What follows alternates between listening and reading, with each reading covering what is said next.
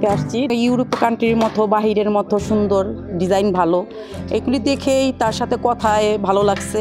তার ব্যবহারও ভালো আর কাঠও ভালো, বা কাঠ ভালো দিচ্ছে, লোহা কাঠ বলেই দিচ্ছে আমাকে, এই জন্যই আমি তার নিলাম। ওনারা আমার জায়গার মতো পৌঁছে দেবে এবং এখন এখানে যেমন আছে ঠিক আমার বাসায়ও ঠিক সেরকম করে তুলে দেবে। মোট কথা হইলো টাকায় ঠুকলে ভালো হয়, কিন্তু জিনিসে ঠুকলে তো হবে না, কাঠ ভালো হতে হবে। কাঠ যদি ভালো না হয় তাই মাল নিয়ে গুনে খাবে, তাহলে তো হইল না।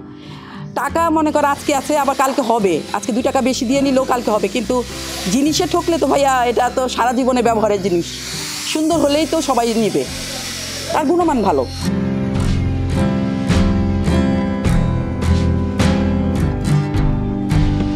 কটেজগুলো 90-80 রুজ লাগে, 1000 টাকা রুজি, কিন্তু আমাদের এখানে অনেক চাহিদা। যারা বোঝে জানে যে এই ঘর খুব টিকসই উন্নত মানের, এই ঘরগুলোই লোহাগাড়ের ঘরগুলো নেয়।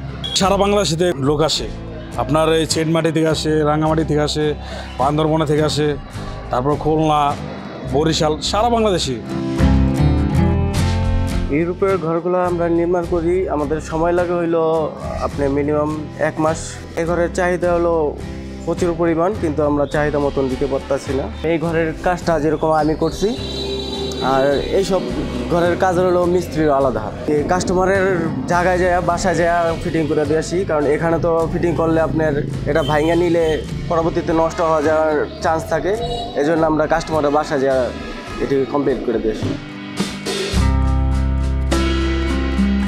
আমাদের এই কাঠের ঘরগুলোতে যেমন সচরাচর টয়লেট বা কিচেন থাকে না, তো সময়ের সাথে সাথে মানুষের রুচির পরিবর্তন হলো, চাহিদার পরিবর্তন হলো, সেই অনুসারেই মানুষ চাইলো, যে কাস্টমাররা চাইলো যে যাতে আমরা একটার ভিতরেই একটা ঘরের মধ্যেই সবগুলো চাহিদা মেটাতে পারি।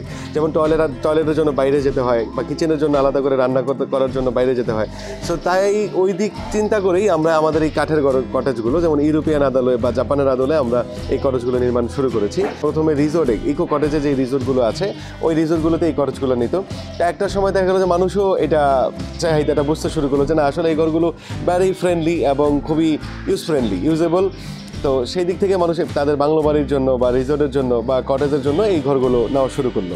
আলহামদুলিল্লাহ বর্তমানে আমরা বেশ সাড়া পাচ্ছি। এই কটেজগুলো একদমই নতুন আদলে তৈরি। সো আমাদের এই কর্মসংস্থান যেমন হয়েছে, এই কটেজগুলোর জন্য কারিগর খুবই নির্দিষ্ট, এই জন্য আমাদের সিরিয়াল অনুযায়ী কাজ করতে হয়। আমাদের এই কটেজগুলো হচ্ছে আপনার মিনিমাম 2.5 লাখ টাকা থেকে শুরু, 2.5 লাখ টাকা থেকে শুরু করে আপনি এবার যত বড় বানান। আমাদের এটা আমরা এই জন্য কাস্টমাররা যাতে সহজে কিনতে পারে, বুঝতে পারে, এই জন্য আমরা স্কোয়ার ফিট ধারণ করেছি। কাঠ ভেদে বা ডিজাইন ভেদে এটা 1500 টাকা থেকে শুরু করে 1700 থেকে 1800 টাকা পর্যন্ত হয়ে থাকে।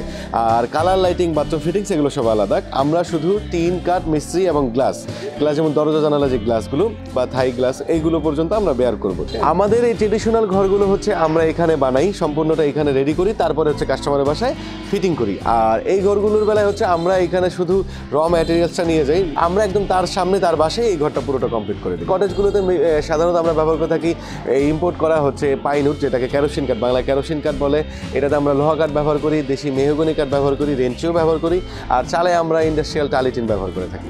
আমরা যদি সরকারি মিনিমাম একটা পাইতাম, পৃষ্ঠপোষকতা পাইতাম, এটা খুব সহজেই। এবং আমাদের পাশের দেশ ইন্ডিয়াতে প্রচুর রিকুইজিশন আছে, প্রচুর, মানে আমাদের দেশের থেকেও ওইখানে কাস্টমার চাহিদাটা, মানে কাস্টমার বেসটা অনেক বড়।